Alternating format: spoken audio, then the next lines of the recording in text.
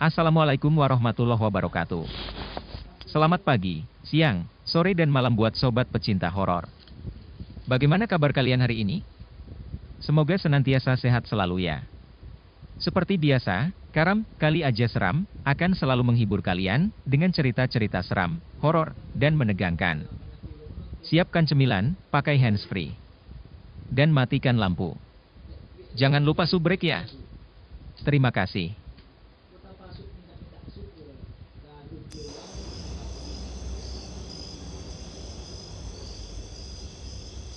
Untuk cerita pertama kita kali ini, judulnya adalah Seruling Tengah Malam.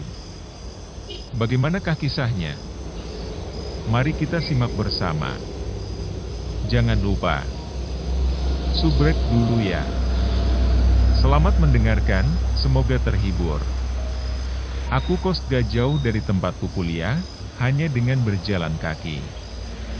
5 menit sudah sampai ke kampus. Nah, tempat kos ini merupakan bangunan lama yang telah direnovasi. Kejadian-kejadian aneh sering menimpa teman-temanku, tapi kebetulan cerita ini aku alami sendiri.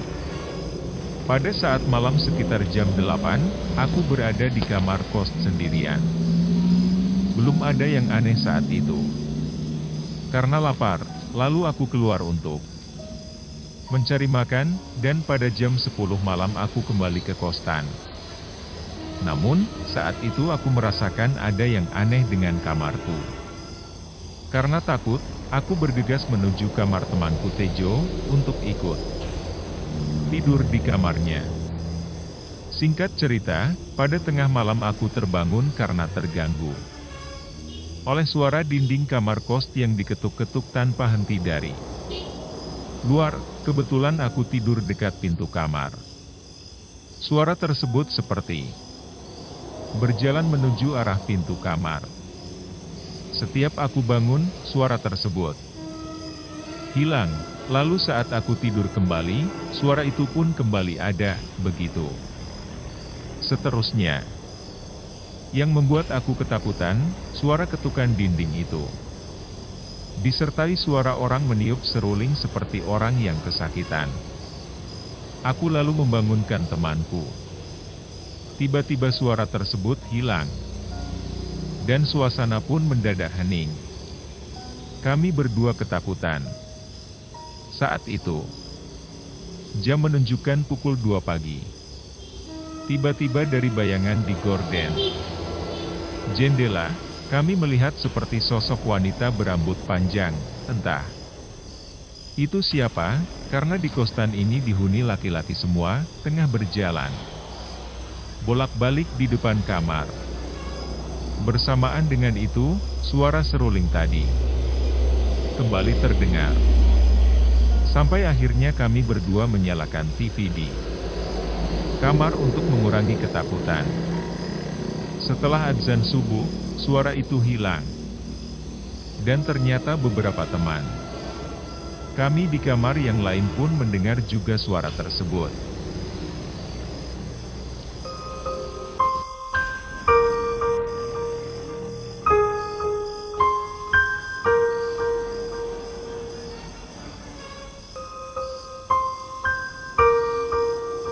Demikianlah untuk cerita pertama kita pada video kali ini.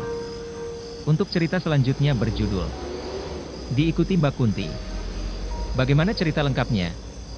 Ikuti terus, Karam Kali Aja Seram. Jangan lupa subrek ya. Selamat mendengarkan.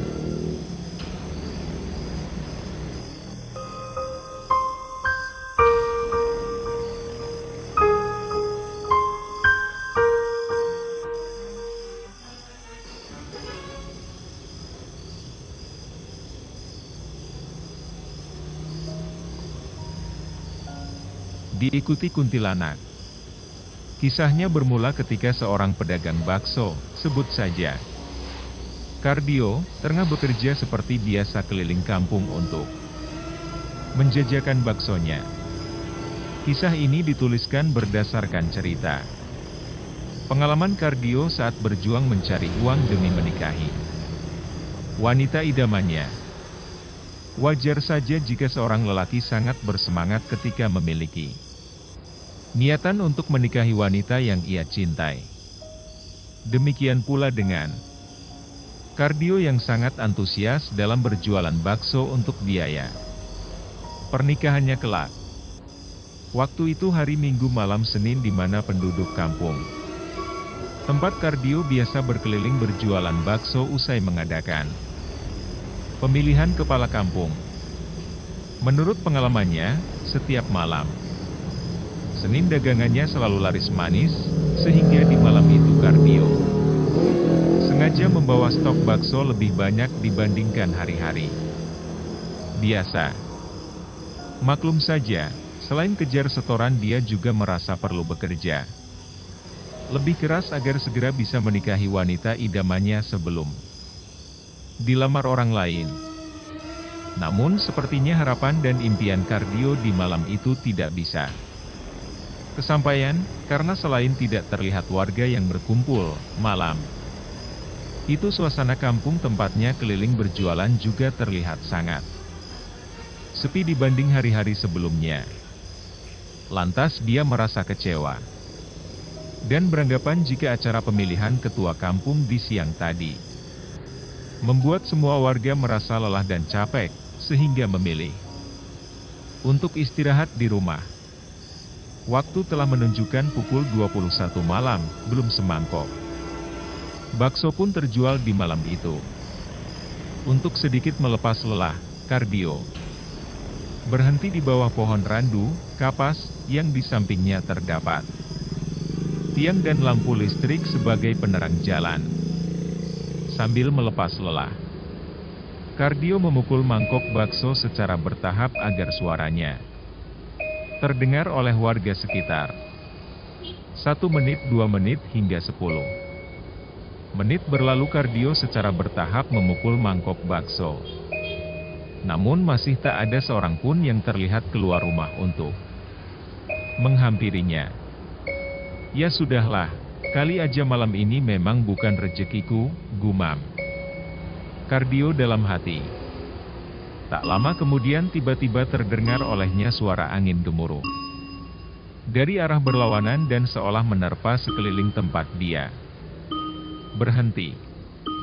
Anehnya, meskipun terdengar suara angin kencang namun ranting pepohonan termasuk pohon randu di sampingnya tak terlihat bergerak. Pengalaman mistis Kardio akhirnya diawali juga di mana lampu penerang jalan yang berada di samping pohon randu mati. Secara mendadak, dengan refleks Kardio menengadahkan mukanya ke atas seolah mencari apa gerangan yang membuat lampu di itu mati. Saat ia menengadahkan wajahnya itulah terlihat sosok hantu berpakaian putih yang sedang duduk di atas ranting pohon randu tepat di atasnya berdiri. Tanpa pikir panjang Kardio bergegas mendorong gerobak baksonya untuk segera menyingkir dari tempat tersebut. Rasa kaget bercampur merinding seolah semakin membuat Kardio ketakutan beriringan dengan terciumnya aroma bangkai yang membuatnya mual.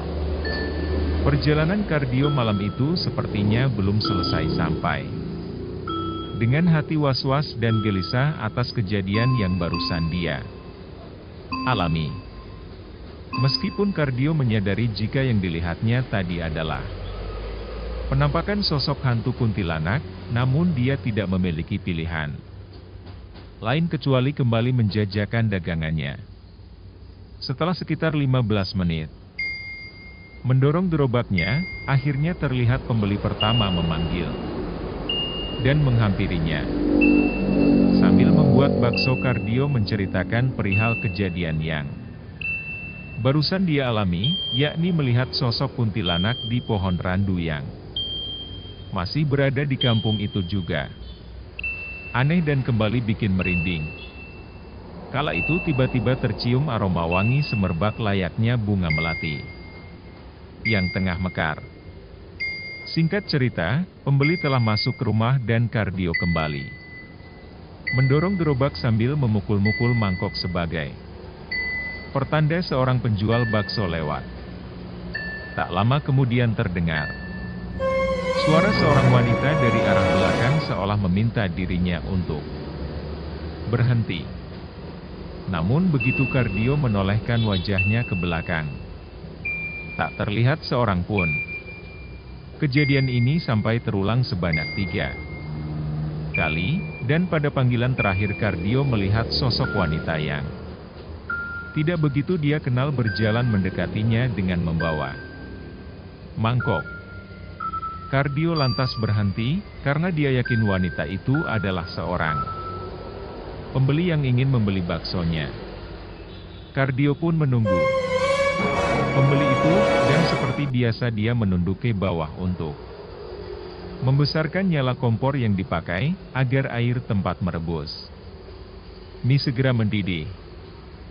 Seusai membesarkan nyala kompor, Kardio kembali berdiri dan menoleh ke arah wanita yang tadi memanggil dirinya.